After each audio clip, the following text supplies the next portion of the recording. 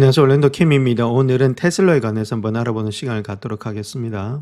자, 현재 주가 하락의 원인 자체가 엔비디아가 일단 알파 마이어를 발표해가지고 요거 자체가 좀 자율주행이 가능하니까 아무래도 테슬라 입장에서 본다면은 아무래도 경쟁이 있어서 경쟁자가 한 명 더 나타났다. 자, 그것 때문에 주가가 하락하고 있는 건지, 자, 거기에 대해서도 한번 살펴봐야 되는데, 자, 테슬라 CEO 입장에서는 일론 머스크는 엔비디아의 자율주행 기술 경쟁 자체는 5년에서 6년 후의 일이다. 자, 그렇게 일축하고 말았죠. 자, 그런데 아무래도 시장에서 반응이 어떻게 될지, 자, 거기에 대해서 한번 살펴보겠습니다. 자, 그렇다면 요 회사 두 가지를 한번 지금 이제 구분을 해봐야 되겠죠. 엔비디아의 알파 마이오하고 더불어서 풀셀프 드라이빙의 V14이 어떤 식으로 되고 있는지, 자, 그거부터 한번 접근 방법부터 한번 오겠습니다. 어떤 식으로 접근하는지.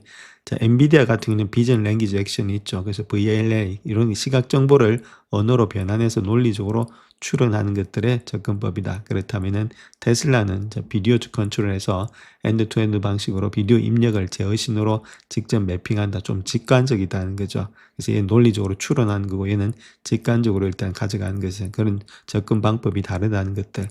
자, 그 다음 의사결정 메커니즘에 있어서는 얘는 일단 체인주 토틀에서 작업자가 있으니까 멈춘다. 그런 논리의 생성을 해서 실행을 한다는 거죠. 자, 그런데 테슬라는 아무래도 뉴런 리스판스의 수백만 건의 학습된 패턴에 따라서 즉각적으로 반응한다. 인간이 학습한 것에 따라서 즉각 반응하는 것들. 자, 설명을 가능한 데 있어서는 얘는 상당히 높다는 겁니다. 알파 마이오 같은 경우는. 왜냐하면 의사결정 이유를 갖다 텍스트 로그로 설명이 가능하기 때문이다. 반면에 테슬라는 낮다는 그 이야기가 되겠죠. 신경망 내부의 가중치 연산으로 결정되기 때문에 설명이 난해하다는 것들이죠. 그 다음에 장점으로 본다면 규제 당국이라든지 이런 것들의 보험사 설득이 용이하고 복잡한 엣지 케이스의 논리적인 해결이 가능하다. 툴셀프 드라이빙 같은 경우는 빠른 반응 속도가 있겠고 자율스러운 주행감 그리고 데이터 효율성이 높다는 것들. 자, 단점을 본다면은 알파 마이오 같은 경우 높은 연산 비용이 높고 그다음 어느 특유의 환각 가능성이 있다는 것들. 반면에 테슬라는 사고 원인 분석이라든지 디버깅에 어려움이 있고 사회적 신뢰 확보가 좀 난항스럽다는 것들. 이런 것들에 좀 현재로서는 차이가 있다. 우리가 이 차이부터 알고 지나가야 된다 이렇게 말씀을 드립니다. 자, 그렇다면 우리가 한번 생각해 봐야 될 것이 가장 중요한 것이 시장 장악력의 전망이라는 겁니다. 누가 패권을 가져가느냐 그게 중요하겠죠. 그래서 우리가 두 가지 측면에서 한번 봐야 되는데 첫 번째는 일단 플랫폼이라는 겁니다. 자, 플랫폼의 장악력에 있어서는 엔비디아가 압승을 할 거다. 요구하고 두 번째는 서비스를 장악하는 것은 테슬라의 잠재적 우위가 있다. 이렇게 보시면 되는데 자, 그렇다면 플랫폼 같은 경우는 전 세계 자율주행차의 두뇌는 엔비디아가 지배할 수 있다. 이렇게 말하고 있죠. 그래서 윈텔의 모멘틀에서 PC 시장에서 윈도우라든지 인텔이 표준이 됐던 것처럼 자동차 시장에서도 엔비디아의 드라이브 플랫폼이 표준이 되고 있다는 것들. 테슬라를 제외한 거의 모든 레거시 완성차 업체와 신생 전기차 스타트업들이 엔비디아의 솔루션을 채택하고 있다는 것들. 자, 그렇기 때문에 엔비디아가 압승할 수 있다는 겁니다. 또한 규모의 경제에 있어서도 전 세계 자동차 시장의 95% 이상은 테슬라가 아닌 다른 브랜드라는 거겠죠. 그래서 엔비디아는 이 거대한 시장 전체를 잠재 고객으로 두고 있기 때문에 2030년도까지 엔비디아의 자동차 부분 매출은 수백억 달러로 성장해서 데이터 센터에 이어서 제2의 성장 엔진이 될 수가 있다. 이렇게 우리가 보시면 되겠고, 자, 그에 반해서 서비스에 일단 장악력은 테슬라라는 거죠. 그래서 모빌리티 서비스 시장에서 수익성은 테슬라가 주도할 가능성이 많다. 수익성은 테슬라다. 이렇게 보시면 되는데 그 이유는 자, 애플의 모멘트하고 똑같이 스마트폰 시장 점유율도 안드로이드가 높죠. 안드로이드가 높지만은 이익 점유율에 있어서는 애플이 압도적이라는 겁니다. 테슬라도 마찬가지다. 자, 하드웨어, 소프트웨어, 서비스, 그다음 뭐 보험 같은 게 있죠. 이런 것들 수직적으로 통합되기 때문에 대당의 수익성이 극대화된다. 이게 아무래도 압도적일 것이다. 그래서 가격의 경쟁력이 있다는 거겠죠. 비전 올리 시스템과 저렴한 자체 칩셋을 사용한 테슬라 로보택시는 마일당의 운영 비용을 획기적으로 낮출 수 있다는 것들. 자, 이런 것들은 가격 경쟁이 치열한 승차 공유 시장에서 테슬라가 우버나 웨이브를 제치고 승리할 수 있는 핵심 요인이다. 그래서 이런 데 있어서는 아무래도 지금 수익성에 있어서는 지금 테슬라가 더욱더 앞서가지 않겠는가. 자, 그렇게 볼 수가 있다는 거겠죠. 자, 그래서 결론적으로 본다면 2026년도의 자율주행의 전쟁 자체는 추론하는 개방형의 플랫폼, 그 엔비디아와 직관적인 수직 통합형 서비스 테슬라의 대결이 되고 있다. 이렇게 보시면 되죠. 그래서 범위가 있어서는 범위가 좀 넓죠. 이건 아무래도 엔비디아가 되겠고, 그 다음 좀 깊이 있죠. 깊이에 있어서는 아무래도 테슬라가 되지 않겠는가. 자, 그렇게 우리가 보실 수 있겠습니다. 그래서 범위 대 깊이, 요걸로 일단은 지금 이제 아무래도 지금 대결이 될 것으로 보여지고 있고, 하나는 일단 실데이터를 갖고 하는 거고, 하나는 가상의 데이터를 데이터를 가지고 하는 그런 대결이 되고 있다는 거죠. 그래서 가상의 데이터와 실 데이터가 누가 더 일단은 크게 작용을 하느냐. 자, 그게 있는데 제가 보는 관점에서는 아무래도 실 데이터를 가지고 있는 사람이 우위에 있지 않나. 자, 그렇게 볼 수가 있겠습니다. 그럼에도 불구하고 엔비디아는 자율주행 산업에 있어서 곡괭이와 삽을 갖다가 파는 공급자다.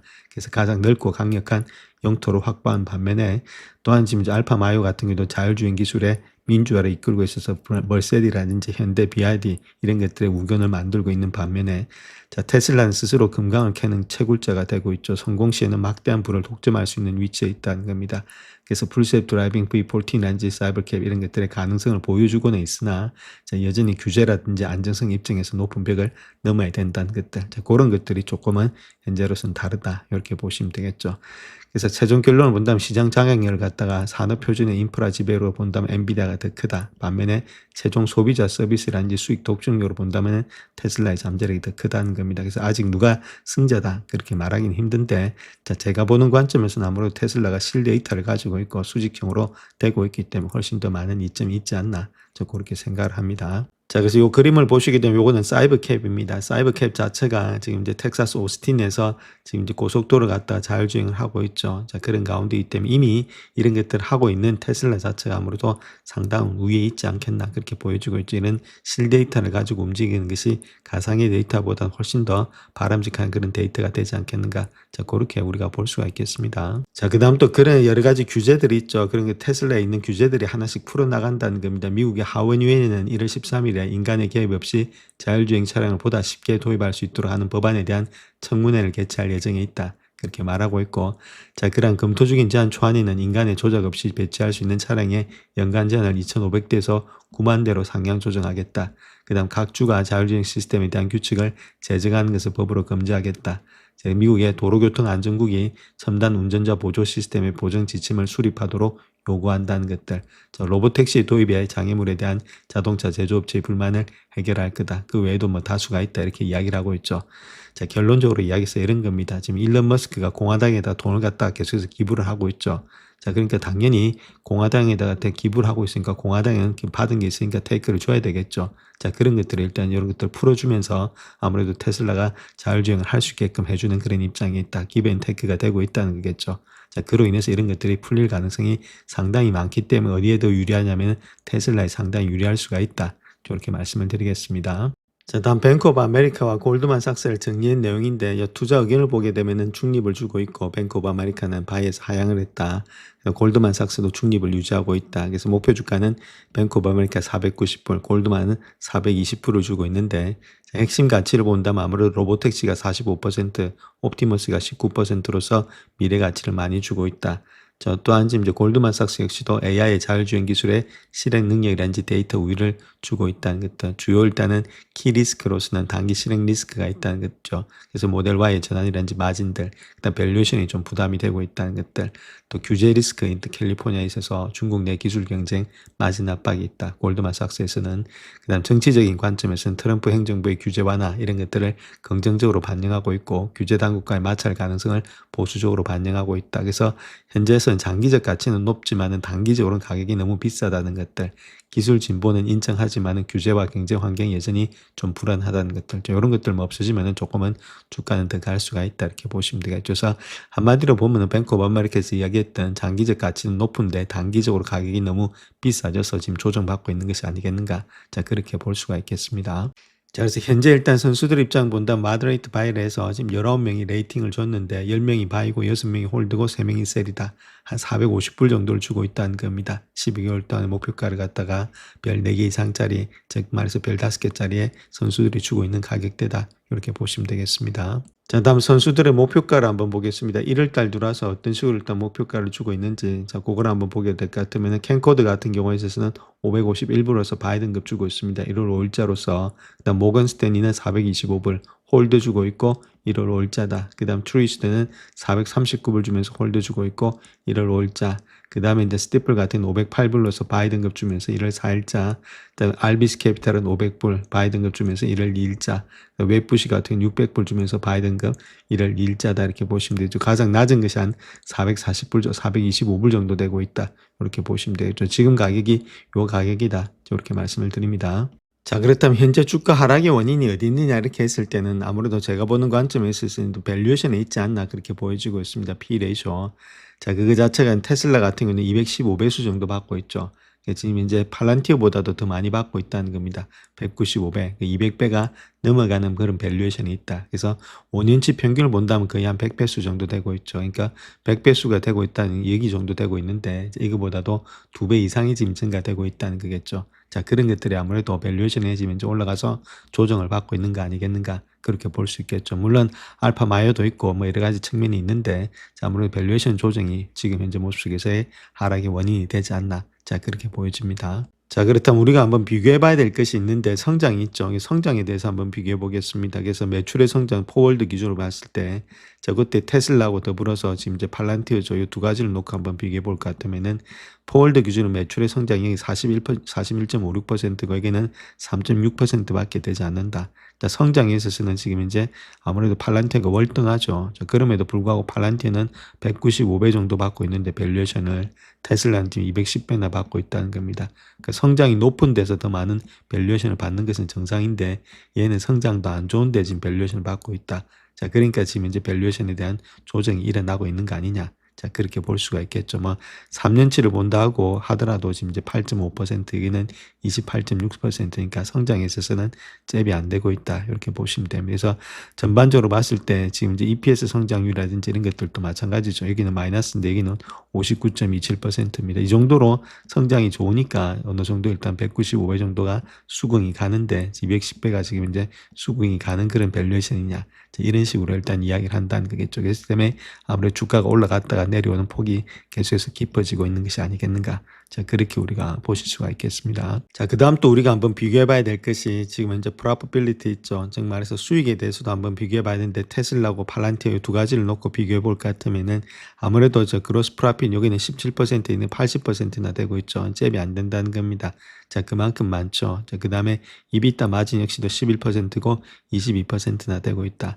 자, 알로이 같은 경우 역시도 6%고 있는 19%니까 모든 면에서 뭐 팔란티어보다는 잽이 안 되는 가운데 있죠. 그러니까 성장, 수익성 이런 것들이 아무래도 팔란티어가 훨씬 더 앞서가기 때문에 이런 데 있어서는 밸류에이션이 좀 정당을 받고 있는데 200배를 받는다 하더라도 테슬라가 200배를 받는 이렇게 것들이 지금 정당하냐. 자, 그것이 가장 문제가 되고 있다. 이렇게 말씀드릴 수 있겠죠. 거기다가 또 알파 메이오까지 나오니까 조금 더 일단 하락세가 짙어지는 모양이 있다. 이렇게 말씀을 드립니다. 자, 그래서 이제 테슬라의 차트 한번 보겠습니다. 추세 하단까지 와 있다. 이렇게 보시면 되겠죠. 자, 그 정도 와 있기 때문에 아직까지 추세로 완전히 깨면서 내려간 것은 아니다. 이렇게 보시면 되겠고, 아직까지는 상승의 추세는 되고 있는데, 아무래도 요 라인대가 좀 깨지게 되면 조금 하락세는 짙어질 수가 있다. 이렇게 말씀을 드릴 수 있겠죠. 자, 그런 가운데 있는 것이 현재 모습인데, 아직까지는 아무래도 지금 이제 계속해서 이렇게 단기적으로 봤을 때는 하락이 강하게 연출이 되고 있다. 이렇게 말씀을 드릴 수 있겠고, 자, 그 다음 또 2평을 놓고 한번 보겠습니다. 2평을 놓고 보게 되면은 좀 추세를 없애버리고 2평만 놓고 보겠습니다. 2평에서 본다면 200일선 일단 가까워는 지고 있죠. 보통 보면은 200일선에 가깝다든지 자, 그렇게 붙을 때 아니면 조금 내려갈 때 이럴 때가 또 매수 관점이 또 될 수는 있습니다. 자, 그런 가운데 있고, 자, 그럼에도 불구하고 모든 이평선을 갖다가 다 깨고 내려왔죠. 200일 이평선만 일단 지금 이제 있는 상태에 있고, 좀 많이 내려와 있는 상태에 있다. 이렇게 보시면 됩니다. 그래서 조금 더 본다면은 만약에 한 번 더 내려오게 되면은, 자, 이제 430불대를 지키지 못하면 그 밑에 라인대 있죠. 그것이 414불 라인대 정도 되고 있다. 이렇게 보시면 되겠죠. 그 다음 또 보면 아무래도 200불대까지 봐야 되겠죠. 그것이 400불대다. 그래서 1차, 2차 이렇게 볼 수 있는데, 자, 제가 보는 관점에서 물론 단기적으로 길게 보신 분들은 좀 빠질 때마다 담으셔서 가시면 되겠는데, 아직까지 추세가 상승으로 돌아 나간 것은 아닙니다. 이렇게 뭐 쌍바닥이 난다든지, 자, 그런 것들이 나타나면은 우리가 일단 지금 이제 어느 정도 바닥권이 됐다 이렇게 볼 수가 있는데 그런 모양 아직까지는 나타난 것은 없죠. 그래서 계속해서 추세는 조금 아직까지는 하락의 추세가 되고 있다는 겁니다. 그래서 제가 보는 관점에는 한 440불 정도는 지켜줄 줄 알았는데 430불대까지 내려와 있는 상태에 있습니다. 그래서 아직까지 섣불나게 여기서부터 뭐 적극적으로 매수 들어가기는 멀었고 타이밍을 잡는 분들 한해서는 조금 더 시간을 기다려 보시면서 이런 식으로 뭐 쌍바닥이 된다든지 이렇게 확실한 바닥이 나올 때 들어가는 것이 더욱더 바람직하지 않겠는가. 자, 그렇게 보여지고 있습니다. 물론 장기적으로 보신 분들은 문제가 없는데 아직까지 주가 자체가 완전히 바닥을 형성한 것은 아니다. 조금 더 하락할 가능성도 없지 않다. 이렇게 보시면 되겠죠. 그래서 지금 적극적으로 매수할 때는 아니고 조금 더 시간을 관찰하시고 완전히 돌아나가면서 바닥을 형성한 후에 들어가도 늦지가 않다. 이렇게 말씀을 드립니다. 영상을 끝까지 시청해 주셔서 감사합니다. 영상이 도움이 되셨다면 구독과 좋아요 부탁드립니다. 감사합니다.